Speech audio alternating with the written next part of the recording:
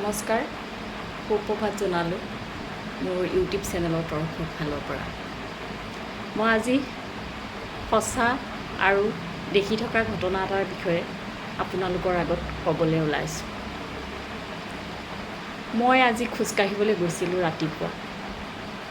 ঠিক তেতিয়া সময় বাজিছিল 5:30।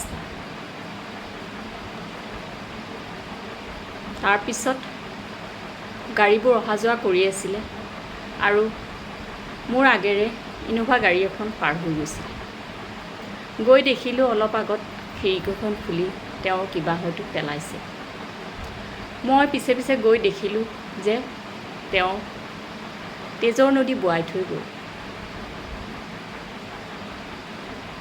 মই গৈ দেখিলোঁ তেওঁ ৰাস্তাত পিকাই থৈ গৈছে। আচলতে এই ৰাস্তা আমাৰে, এই সমাজ আমাৰে। আমি এই চাফ চিকুণ কৰি ৰাখিব লাগিব। আমি এই সমাজৰ নাগৰিকৰ দায়িত্ব আছে যে আমাৰ সমাজখন ভাল হ'ব লাগিলে আমি প্ৰত্যেকজন নাগৰিকে, প্ৰত্যেকজন মানুহে, প্ৰত্যেকজনেই চাফ চিকুণ কৰাৰ দায়িত্ব আমাৰেই আছে। কাৰণ ইমান ধুনীয়া ধুনীয়া দলং ব্ৰিজবিলাক বনাই থৈ গ'ল, তাত গোটেই পিকাই পিকাই লেতেৰা কৰি থৈ গৈছে। সেইবোৰ জানো আমিয়েই কৰা নাই? আমাৰ নিচিনা মানুহেই কৰিছে।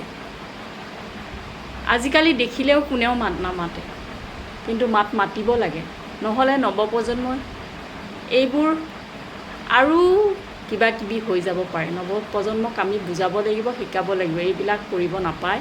এইখন সমাজ আমাৰে হয়, এইখন চাফ চিকুণতাৰ দায়িত্ব আমিয়েই ল'ব লাগিব। এইবোৰ বিষয়ে আমি শিকাব লাগিব। যদি আমি ডাঙৰখিনিয়ে এইবিলাক কাম কৰি যাওঁ আৰু যিখিনি মানুহ জানা শুনা মানুহ হয়, মই প্ৰত্যেকজনকে কৈছোঁ যে প্ৰত্যেকে জানে যে এই সমাজখন আমাৰে হয়, আমাৰে দায়িত্ব। জানি শুনি ৰাস্তা ঘাট চাফ চিকুণ কৰি ৰখাৰ দায়িত্ব জানো আমাৰ নহয়? আমি যদি ঘৰখনত পিকাব নোৱাৰোঁ, আমি ৰাস্তাত পিকোৱাৰ অধিকাৰো নাই। কাৰণ ঘৰখন যেনেকৈ চাফ চিকুণ কৰি ৰাখিব লাগে, আমাৰ ৰাস্তা ঘাট, আমাৰ সমাজ ব্যৱস্থা সকলো চাফ চিকুণ হৈ থাকিব লাগিব। তেতিয়া আমাৰ সমাজখনৰ উন্নতি হ'ব। নমস্কাৰ। আজি কেনেকুৱা পালে জনাব আপোনালোকে।